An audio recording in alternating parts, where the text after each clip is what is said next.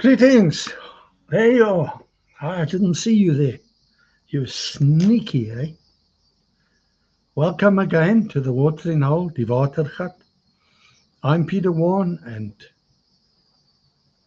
together we're going to dive into the golden truth of God's Word today.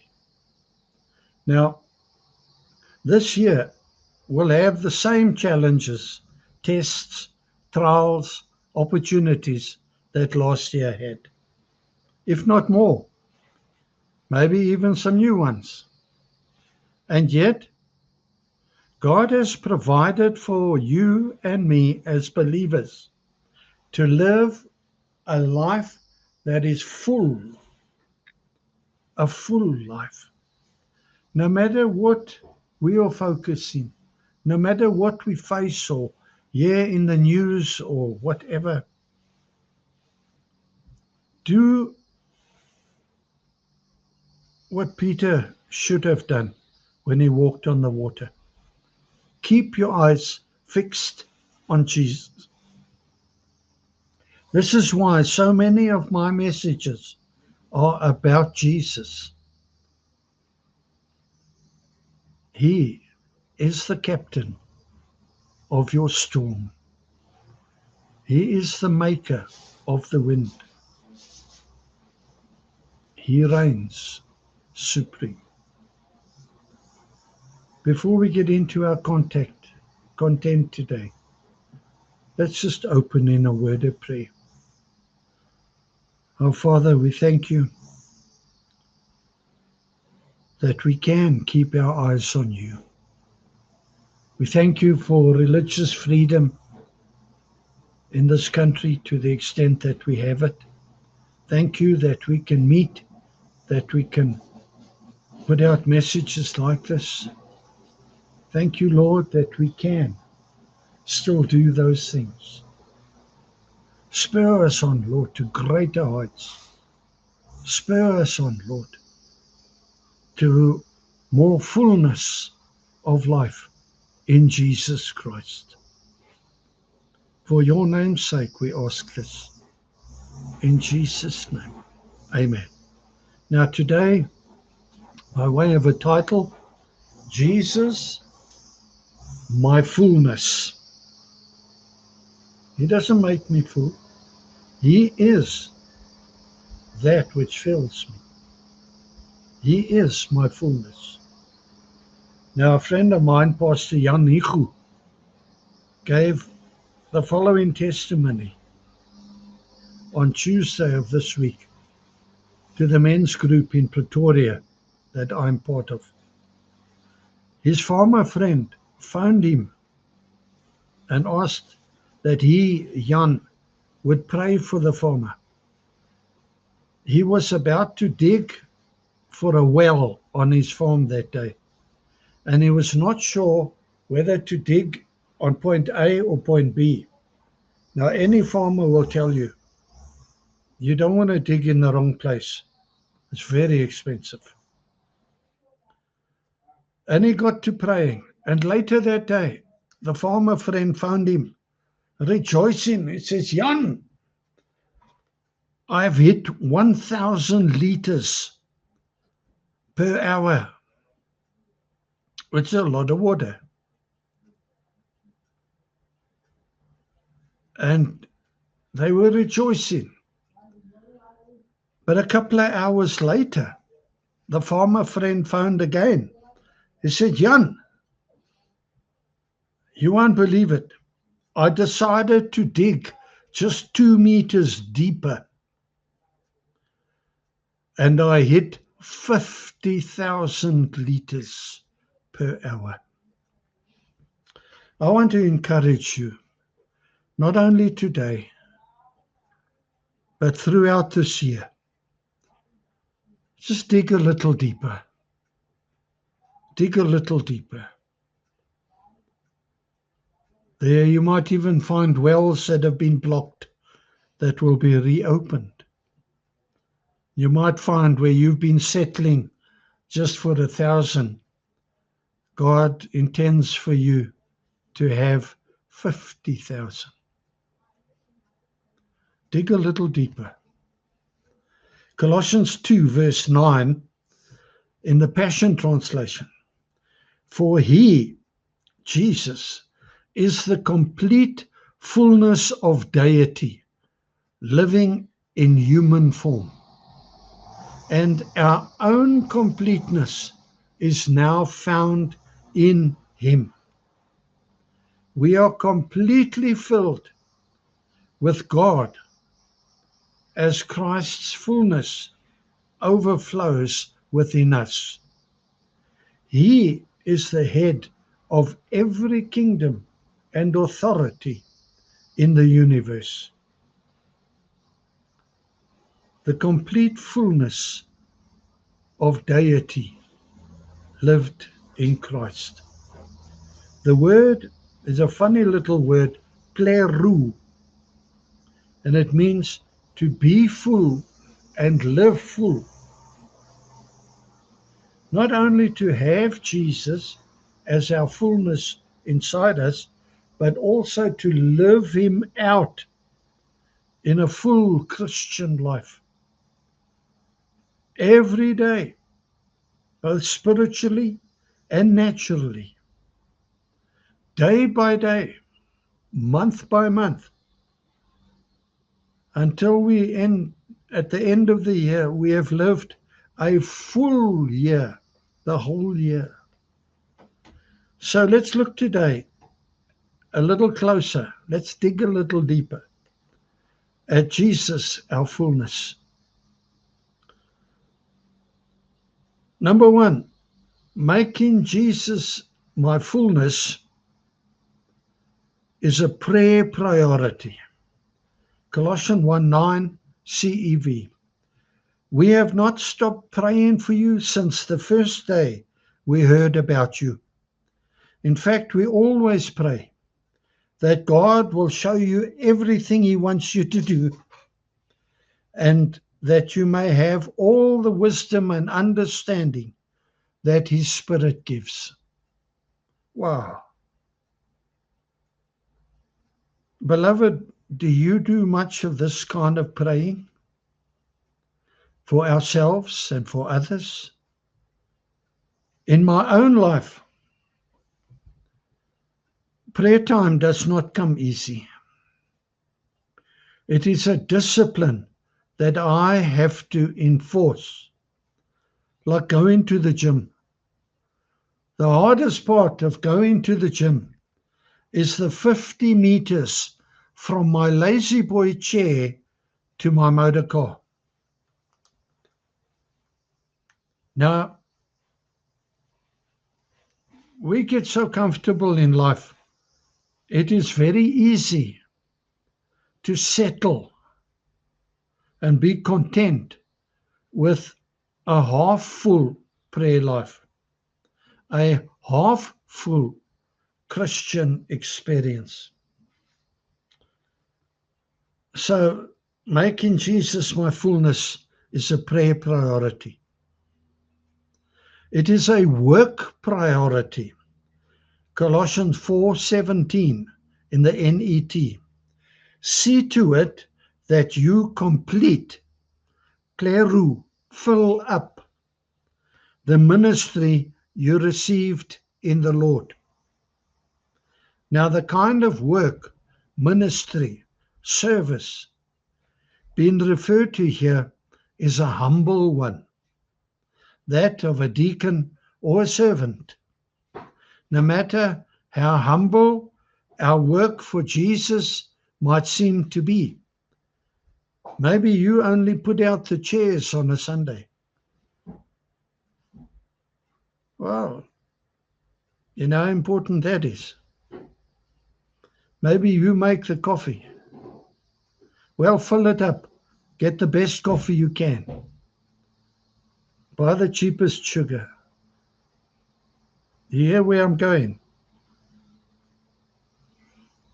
No matter how humble our work might seem to be, we must see to it that we fill it up to its full potential.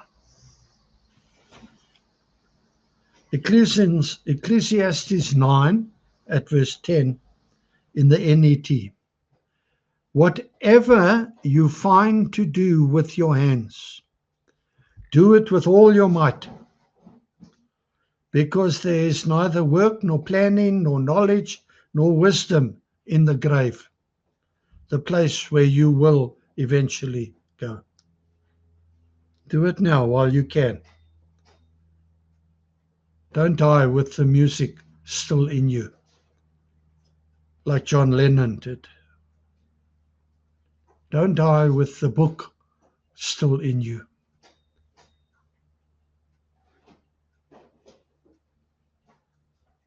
Ephesians 6 at verse 6, NET. Work not like those who do their work only when someone is watching, as people pleasers, but as slaves of Christ, doing the will of God from the heart. Obey with enthusiasm as though serving the Lord and not people. A believer, my friend, should be the best, most honest, hardest working person on staff. Not the one who steals time and steals pencils and staples. Number 3, making Jesus our fullness should be a teaching priority.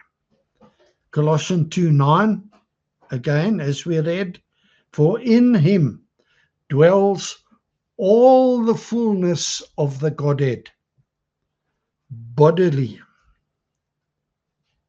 In the CEV, that verse says, God lives fully in Christ. Let's think about this, the fullness of the Godhead. This is one of the absolutes of Scripture. The Godhead in absoluteness. Not the Godhead like some abstract philosophy. No.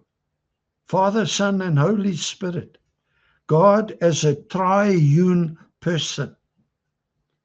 Everything of Father God, everything of the Son, everything of the Holy Spirit lived in Christ Jesus.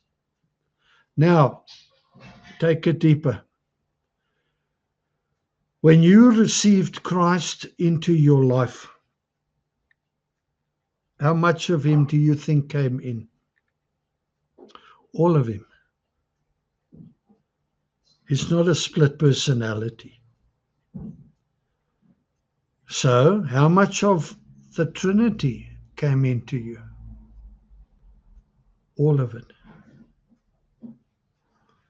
That's a mind-blowing truth. No wonder we are filled, full.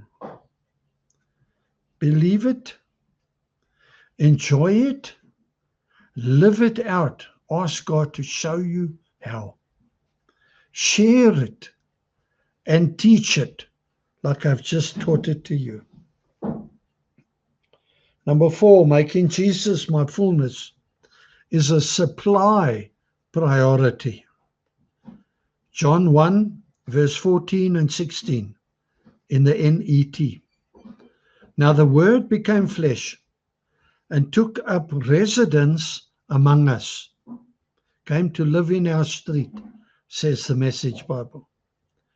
We saw his glory, the glory of the one and only, full of grace and truth, who came from the Father, the one and only. For we have all received from his fullness one gracious gift after another. The one and only Son, who came from the Father, full of grace and truth. And we receive one gracious gift after another. Graces, blessings, favors, gifts heaped one on the other. Jesus, my fullness, the supplier of a myriad of undeserved blessings, sovereignly, every single day. I told you the other day that my daughter's dog had chewed up my hearing aids. They are 30,000 rand. That's what they cost. I took them to the guy. He sent them away. And yesterday I got the phone call. One gift after another. The one they can fix, my medical aid will cover it. It won't cost me a cent. The other one, 15,000 rands worth. The audiologist and a few of his friends have been moved to donate that to me. Come on. Come on. The goodness of God running after me. Your prayer life, your work, your ministry life, living it out to the full with the entire Trinity inside you and myriads of undeserved blessings being poured out over you and yours every single day. Be full, live full, ask God to help you. No matter what may lie ahead this year, keep your eyes on Jesus. Ask God to show you how to live to the fullest with the Godhead bodily dwelling inside of you. I remind you, as I always do, you are not designed to be defeated by life.